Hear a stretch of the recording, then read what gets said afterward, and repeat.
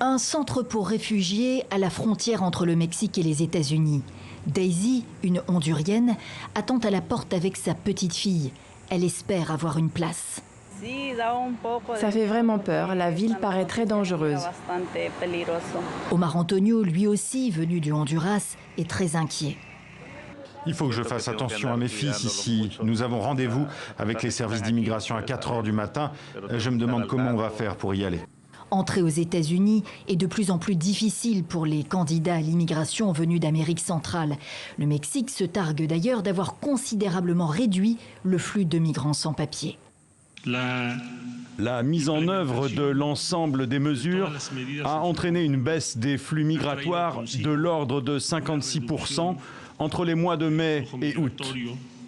Nous allons poursuivre cette stratégie, insiste le chef de la diplomatie mexicaine à quelques jours de sa visite à Washington.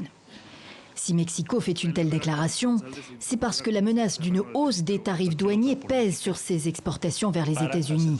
Menace signée Trump. Il y a quelques jours, le président mexicain a fait un lien direct entre les deux dossiers et confirmé le durcissement de l'application de la loi sur l'immigration. C'est exactement ce que lui reprochent les défenseurs des migrants. L'accord du Mexique avec les États-Unis est totalement illégal et amoral. Ce qu'a réussi Trump, c'est de faire le sale boulot par le Mexique, en violation des droits des Centra-Américains ou des non-Mexicains qui demandent l'asile politique.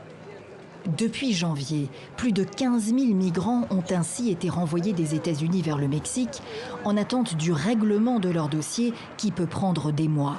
L'installation de centres d'accueil suscite la crispation au Mexique.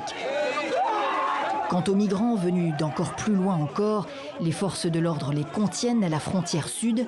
Pour ces Haïtiens et ces Africains, la voie vers les États-Unis est fermée.